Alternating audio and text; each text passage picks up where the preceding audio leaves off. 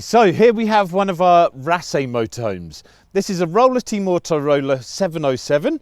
It's got the bunk beds up at the rear and then a king-size bed that drops down over the living area. It's a fantastic motorhome, huge central living space, swivel captain seats, works really well for families and friends alike. Now, when you come to unlock the motorhome, just push the top button once to unlock the front door, or double tap it and that'll unlock the back door as well. Or if you only want to unlock the back door, just push the bottom button once.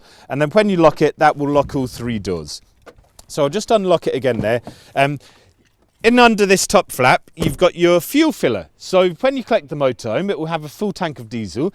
It'll be sitting just under the top line on the gauge. And that's because there isn't a fuel station actually in Handbrake itself. So in the manual inside, we've listed the 3 best fuel stations for filling up on your way back without having to detour. So if everyone fills up at one of those fuel stations, you'll always have the same amount when you get back here. So as I say, just push the nozzle straight in, no cap to remove. And then the next cap below, this is for the, oh sorry, I'll just open that one there. And the next cap below here, this one is for the Adblue. Now we will have topped up the Adblue before you collect the vehicle. The range with a full tank is 3,000 to 5,000 miles. So you probably won't need to put any in. But if you are hiring for a longer period of time and you do need to top up the Adblue, you can buy it at any fuel station. It is a clear liquid, so don't mistake it for screen wash that is a blue liquid. And you can just fill it there. So that's the diesel and Adblue. Coming along here, we have the Flue for the boiler. So in the window here, there's a little switch to cut out the boiler if you open the window, and that's just to stop the fumes going back inside. So it's a little safety feature there for you. Moving along here, we have the water fill point. So just grab the small key. So this smaller key here will now do all of the water fill point, the toilet, the lockers in the back, everything's done here. This key is only to unlock the doors and start the engine. So just pop the key in here, unlock it, remove the key again. When you undo the cap, you don't want the keys in there. Otherwise, when you fill up the water tank and it overflows, you're going to be soaking the remote key, which isn't a good idea. So just remove that. When you come to fill this, just hold the hose in line with the fill point there and fill it up until it overflows. A full tank of water is 100 litres. The pump at full flow is capable of 7.5 litres a minute, so just bear that in mind. You've potentially got about 15 minutes of water with the taps on full. So that's your water fill point. Just close that back on there.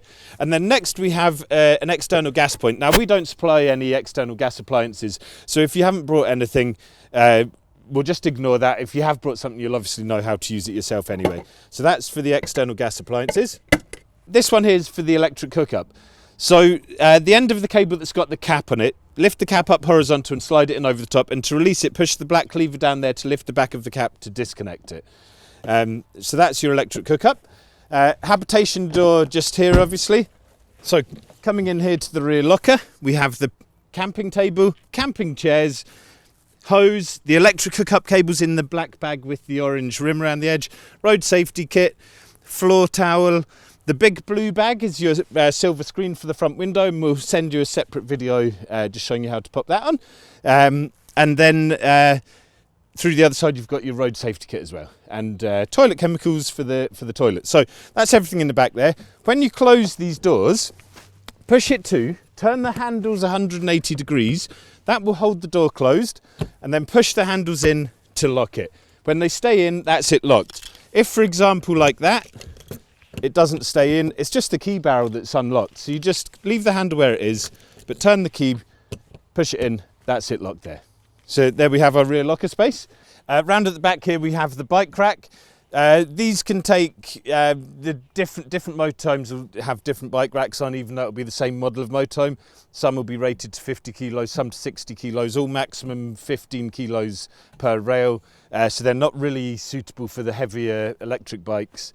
But if you've got bikes, then when you come collect it, we'll just show you how to pop them on the bike rack there. So coming around this side. Okay, so just get the keys out here. Unlock this side, just to show you through into this side here. There we go. Right, so tucked away in here, we've got the toilet chemicals. We always use the green eco chemicals. So this one's the When Nature Cools. This has been set up for the next customer that's got a barbecue pack booked. So they've got a bag there with 4 self-lighting bags of coal. The Weber Go Anywhere barbecue with utensils. And in there you've got, again, your camping chest, camping table, road safety kit, hose, hookup and everything, which we saw from the other side. So just close that one up there, push that one in there. That's it locked up. Then next we have the toilet cassette. So just unlock that. To open this, push both buttons in and you'll hear the catches click, and then you can pull it open. Lift the blue lever just under the handle there to slide that one out. Pull this round, undo the cap, pour it down the chemical disposal, push the blue button there to stop the air vacuum. If you don't push that, it'll be glug, glug, glug, splashing everywhere. If you push that, it will just shoot out a lot quicker and more straightforward, carry all the paper, etc. with it. And then afterwards, rinse it out a couple of times. Wherever there's a chemical disposal, there's often a little hose hanging with a push button tap. And you can just line that up with the nozzle there, put 2 or 3 litres of water back in, give it a good shake, couple of rinses out. And then once you've rinsed it out, fill that cap with the green chemicals in the back there, pour it in, and then you're good to go again. One thing to note with that is you don't want to touch the grey inner part of the cap because that's effectively the inside of the toilet, but just pour that back in, make sure it goes inside, and then you're good to go again. Now, 2 things to note with this toilet cassette. When you remove it, if it doesn't slide out really easy, it's because the hatch is open on the inside of the toilet. So go back inside, pull the grey lever to the left to close that off. And the second thing to note is when you're on the inside of the toilet, you'll be looking at this disc. So whenever you open and close this, just make sure that the toilet waste, as soon as you're within about 1 or 2 centimetres of that disc, consider the toilet full. You do not want it overflowing, otherwise this is going to fill up with your toilet waste, and if it flows down here, we have to remove the whole toilet to clean out underneath. So close that up, we'll just push that one back inside there. There we go. And then just lock that one up again there. There we go. Moving along here, just under this edge here, we have the handle for the grey water tank. So that's everything that's gone down the sinks and shower. Just pull it towards you to open, push it into close. Now the water is going to come out about 2 foot under the van in line with that handle there. Most campsites will have a motorhome service point with a metal grid on the ground, so you would just drive over the top, line the valve up with the metal grid on the ground, pull the handle, let that drain out. While that's draining, you can fill up your fresh water around the other side, because if your grey tank's full, your fresh water will be empty. We've got the little catch there to pull that open. Now, when you come to open your gas, open the valve slowly, just so it doesn't trigger the safety shut off. That's it, good to go. So whenever you park up, you can open the gas. Before you drive away, close the gas off. If you finish your first bottle here and you're moving on to your spare, just remember that the black pigtail hose connector there, it's a reverse thread, anti-clockwise to tighten it back on. So I'll leave that gas open and we can show you how to use the controls inside. Okay, so here we are in the front cab. So I'm just going to pop the key in the ignition there. Now it's going to beep 3 times because we've got the door open. Okay. There we go. That will stop now. Down here we have the headlights. You can just actually leave that on automatic. And here we have the electric handbrake. So foot on the brake, push that in to release it, pull it towards you to turn it on. You do have the auto hold. Sorry. You do have the auto hold button here as well. But for that to work, we need to have the door closed and what have you. Windscreen wipers on this side, indicators on this side. Now, if we scroll down here until we see the cogs on the left-hand side in the middle, so that's us on settings, I'm going to push the button with the 3 lines, scroll down to vehicle maintenance, push OK. And then that tells us that the Adblue range is currently at 4,500 miles. If you come down to Adblue level, it will say no refill required. And the next one down is Adblue info, and it shows the Adblue tank a little bit like a fuel gauge. So you'll see that it's full there. So if you want to check how much Adblue you've got while you're out and on the road, that's how you would do it. Now I'm going to push the back arrow, bring it back to the settings home screen there, push it up 2 times, and that leaves it on the digital speedo, which is obviously a bit more helpful when out on the road. You've got a Pioneer screen in the front here. You can connect to that with Bluetooth, and it'll bring up the Apple CarPlay or Android links. That's really useful for bringing up your maps on the screen there. And you've got a USB charger down here next to the 12-volt socket. So that's everything in the front. And just remember, whenever you park up, always remove the key. You don't even want to leave the key in the ignition because that's going to drain the battery down. So always remove the key. You can just leave it in the cup holder or in your pocket. Just make sure it's not in the ignition there. And here you've got your front swivel captain seats. So just remember with this one, before you spin it round, pull the tilt and trim lever down there, push the steering wheel in to give you a little bit more space to turn it. And on this one, I'm going to move my legs into the middle, slide the chair forward, pull that small lever out there, give it half a turn, slide it back, and then we can turn it the rest of the way. And then you can also slide this one forward here, pull that lever around, give it half a turn, slide it back, and then you can turn it the rest of the way.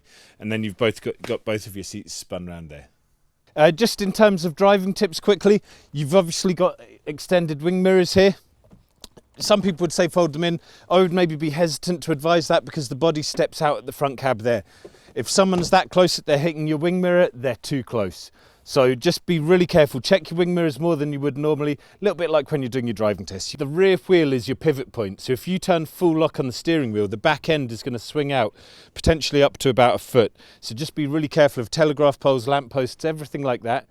When manoeuvring, we always recommend that the front passenger jumps out, guides you back. You do have a reverse camera, but don't rely on it. They don't show the contour of the ground, the context, and yeah, they're there to assist, they're not there to rely on. Okay, so here we are inside. This is your main control panel. So to turn this on, just push the home button, wait for it to load up, and wait until you see the Bluetooth sign come on the top right-hand corner of the control panel, and then give it another few seconds. That's it, just come on there. If you don't leave it long enough to load, then when you click into switches and resources, it hasn't loaded up. It'll just be a blank screen. You'll end up potentially having to turn it off. Sometimes if you wait, it will come through, but it's best just to wait about 5-10 seconds after you see the Bluetooth sign come on before you push any buttons. So here we are clicking into resources. You've got your starter battery at 12.3 volts. They tend to sit between 12.3 and 12.7. Obviously when you're driving, that will charge the starter battery. Just always remember, whenever you park up, remove the key from the ignition, so that disables the engine battery, the starter battery, and it doesn't drain it down at all. And then your leisure battery is sitting at 13.3 volts. Now a full battery is 12.9 volts. Anything over and above that is excess energy from either the solar panel, electric hookup, or the engine charging it. So we know that we've got a full battery and currently generating excess power. And the water's at 100%. As I said outside, you've got 100 litres. The 100% will drop down to 66%, 33% and 0. So you'll get a rough indication of how much water you've got. When it gets down to 0, it's best to turn off the tap before it completely runs out of water. Otherwise, you're going to fill the system with air and you have to bleed all the air out before running it properly. Otherwise, the pump won't be able to cut off. Coming in here, we've got switches. So we'll click in there. On the left-hand side, you've got your water pump. You need the water pump on for the taps to work and the toilet flush to work. So whenever you park up, just turn on your water pump. And over on the right-hand side, you've got interior lights. So we're going to turn that one on as well. The interior light, that's effectively your internal 12-volt power. So it also provides power to the TV. And then the middle button there is for your outdoor light above the door there. And we don't need to use that, so I'm going to turn that one off just now. And then you can either push home or the back arrow to come back to the main menu. Then the top middle is room climate. So we'll click into that. You've got heating on the left-hand side there. The current temperature is 22 degrees. It reads the temperature from here and it's set to 20. The energy source is gas. If you're on a campsite with electric hookup, you can click into that and turn 1800 watt on, gas off, or you can even run it on both. Because we don't have the electric hookup connected, I'm going to turn the electric off before it triggers this warning there. So I'm just going to push OK. That was just letting us know that we don't have any 230 volt power coming in. Come back here, so that's currently set to gas. I'm going to turn that up above 22 degrees, so I've turned it up to 23 just so you can see that fire up.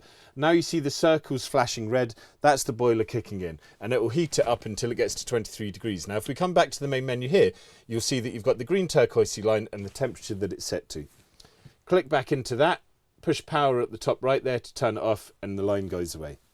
Clicking back into room climate, on the right hand side you have ventilating. Now the ventilation, you can turn that one up to 10 for maximum ventilation. That's effectively just circulating the internal air. I would just be wary of using that if you're only running off the leisure battery, because it's obviously going to the electric fan running constantly. It's going to drain the power quite a lot. So maybe just save that one for when you've got the electric hookup. You can hear it kicking in there, so I'll just turn that one off there. Coming back here, just turn that one off there. That's it. Okay, so top right we have hot water. So we'll click in, click turn on. The energy source is the same. So again, it's currently set to gas, but if you're on a campsite with electric hookup, you can turn 1800 watt on and you can turn gas off. Coming back here, you've got 3 settings. So you've got 70 degrees. It says long shower, it's all relative to the amount of water. You've got the boiler itself holds 10 litres of water. Think of it being a little bit like an urn or a kettle. You need to wait for that water to heat up before you open the hot taps. It doesn't work the same as a combi boiler in the house, whereby the longer you run the hot water, the hotter it gets. It's the opposite to that. The longer you run it, the quicker it runs out. Now, you've got 70 degrees, 60 degrees, and 40 degrees. 40 degrees, it says dishes. Now, if I come back here, you'll see you've got the green turquoisey line again with the temperature that it's set to. Wait until it says ready before you open the taps. And then when you're finished, just click in and click turn off. You don't want to leave the hot water on all the time. Just turn it on 10 to 20 minutes before you need hot water, depending on the temperature that you want and the energy sources you're on. And then when you finish using the hot water, just turn it off again. If you see any red lines on here, that's going to be a notification. So the most common notifications you'll see is the gas off. It will say gas empty, but it obviously doesn't know if the gas is on or off. So if there's no gas coming through, it'll always say gas empty, but just use your common sense along with that. And the other one would be the window open above the flue. So if you have a red notification, click into that one. It will say what it is with an arrow over here. Click into the arrow, scroll down to the bottom, click declare issue resolved and push home to reset, and then it should clear. Sometimes if it's related to the boiler, saying gas empty, for example, you need to have the room climate heating turned on and hot water turned on before you reset it to force the reset through. And sometimes turning it off and on helps as well. So there we have our main control panel. Just remember, before you drive away, click turn off, and shut it all down before heading off. Okay, and here we have the ladder for the rear bed, just laying up on the bed there. So just pull that round, hook it over there like so. You can turn these little catches to lock it in place. Another feature you have with this upper rear bunk bed is there's a net. So if you've got young kids up in the bed there, you can pull this round. Let me just hook that round there. And then hook it up in the top corner round here, like so. Hook this up here. And then hook this one up here. There we go. Now, if the children are a little bit older and they don't roll out of bed at home, they're probably not going to roll out of bed here. So they'll probably be all right. But you do have that feature there if you want. On the rear bed here, you've also got the ladder for the electric drop-down king-size bed. So we'll show you that one in a moment. Now, I'll just unhook that again. Like so. And we'll just move that ladder out the way. Coming around here, we've got your kitchen area. So under here you've got your hob. Just hold that down and round and that will light just the same as any cooker at home. And then turn it off like so. Just make sure you wait for the heat to come out of the metal before you fold down the glass, otherwise it will shatter the cover there. When you open these cupboards here, just push the button down inside the handle there and then pull it open. Now, tend to recommend when you open these ones, just feel if anything's ready to fall out the cupboard. And up in here, you've got your pots, pans, whistle kettle, cafetiere for the fresh coffee. Okay, so here we have the fridge. So just quickly run through these controls. Hold the black square button to turn on the power. If you've got a blue light in the middle of the power button, the fridge is on. If it's red, it's off on standby. Now this is currently set to automatic. It's triggered the gas and it's running at 4 out of 5, which is about right. Now, if I just open the fridge, this is the coldest shelf. If you have that set to 5, with 5 being the coldest, things are going to freeze on that top shelf. And you've got your freezer in at the top there and drinks fridge at the bottom. These lights will all disappear. You can tap the white square to double check what it's running on. This is set to automatic gas. You've got automatic battery. It's got a picture of a battery, but it's effectively the alternator. That function only works when the engine is running. So when the engine's running, you'll see A plus battery. When you're stationary, if you're on a campsite with electric hookup, you'll see the A plus the plug. Otherwise, it's going to be A plus gas. So always make sure you turn on your gas whenever you park up. If you want to adjust it, hold the white square in till it's only the A flashing for the automatic. I'm going to reselect automatic, and then the power level there, you can push that down and up and push the white square to select. Then it stops flashing, those lights will disappear and you'll be left with the blue light. Any questions, just give us a call or WhatsApp the office number. Right, here we are at your toilet and shower area. So just come in here. I'm just going to crouch down here. So whenever you come to use the toilet, obviously lift the lid, pull the grey lever to the right hand side to open the hatch so that your toilet waste goes straight into the cassette. Open that before you use the toilet. Use the toilet as you would normally, and then push the blue button behind to flush the toilet. Then once it's all drained down, pull the grey lever back to the left to close it off. As I said earlier, if you see the toilet waste get to within about 1 or 2 centimetres of the disc, stop using the loo at that point. Otherwise it's going to overflow and you'll be mopping up your own toilet waste. So yeah, empty it before it gets too full. There is a green indicator here that turns red when it's full, but that can sometimes be obstructed with the magnets inside the cassette with toilet paper, etc. So just don't rely on that being red to tell you the toilet's full. Use your own common sense. If you see it close to the disc, you know it's full. Empty it at that point. So that's your toilet.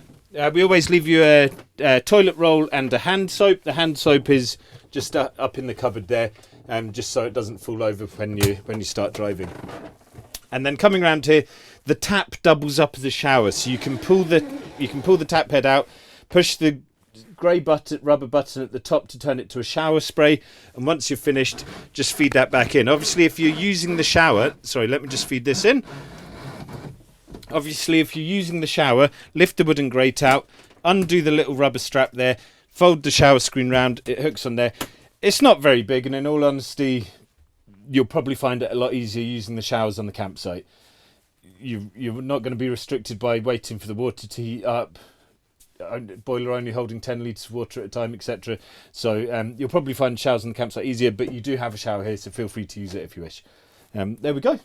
Okay, so here we have the windows. Obviously push the buttons in, pull the handles round to open, push that open to hold itself. When you close it, make sure you pull it all the way in and close it right over. You do have a midway setting, but you need to make sure that before you drive away it's fully closed, particularly all the roof windows. So to open this, push the button in, pull the bar down, that's it open, and to close it, push it in, push the bar up above the button.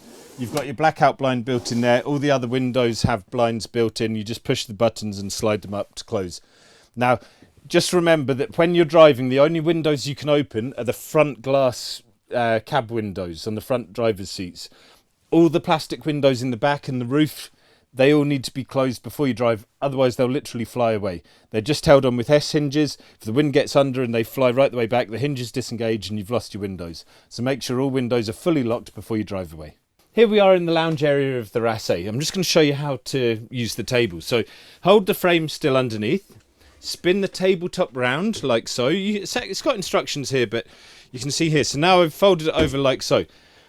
Underneath the table, which is what you're not going to be able to see, there's a little lever that you pull down there and then one at each end. Now I've undone those three. We can now move the table all around. There's a bar on the closest to this side, but obviously it can rotate. You can pull that down and then you can rotate the table round as well. So you can position the table wherever you want it. And then once you're finished, just pull that back round. That's the bar there. So that one is what you pull down to rotate. That lever there, and you've got two at either end as well. Lock it all in place. So I'm just going to fold that back round, and then I'll just leave that there for now. Just over here you've got two USBs. In the living area, under the units here, hold your hand under there and you can see that turns on that light, and under this side turns on that light. Your other living room light is over here, so just turn that on there and you've got your lights all around here as well. There's a light above the kitchen area, just push the power button on that one. And you've got other light switches down behind the oven. Okay, so here we have the electric drop-down bed. This is actually the width of a king size. Really great bed. So to drop this down, just first of all, actually, let me just come around here. I'm just going to make sure that the TV is parallel with the wall and it's not on an angle where it can get caught under the bed. By the way, TV controls are all in the manual. The manual's sitting just up under in the little cubby hole up there. Pretty self-explanatory. In this motorhome, it's a smart TV, so you can connect to Netflix, Amazon Prime, all of that. Tune in the TV to Wi-Fi on the campsite or hotspots on your phones. So back to the bed. Just hold the down arrow here to drop it down. And then do you see that? See how the back edge has stopped, but this front edge is still coming down? The reason it's doing that is there's stops on the runners. So if I just wind this up, you can just see over at the back there, you've got your 2 stops there. So as soon as the bed comes down to that point, just release the button. That's it, perfect. And then we get the ladder. It's the fold out ladder for this one. Fold it out, hook it on, let me just open that.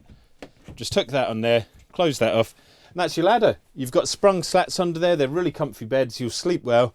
And then in the morning, to wind it right up, I'd advise taking the pillows off. Otherwise, just leave the duvet on there. During the daytime, when you're not using the bed, you can leave the pillows on the back bed just so that you can wind it up. And then when you wind it up, if you've left your duvet on, as soon as you see your duvet touch the ceiling, just release. Make sure whatever you do not leave the ladder on the bed when you wind it up. Otherwise, it's going to put holes in the ceiling. So always remove the ladder and just rest it on top of one of the rear bunk beds. And that's it up. That's your drop down bed. I think that's everything for the Rassay. So yeah, if you've got any questions when you're out on the road, just give us a call or drop us a message. We're always here to help. And yeah, no matter how small a question might feel to you, we're always happy to answer it. We'd much rather be on the phone for a couple of minutes, get through any potential issue you might have, and you enjoy your holiday more with everything functioning as it should. So yeah, thank you for choosing Freedom Motorhomes. Hope you have a great holiday.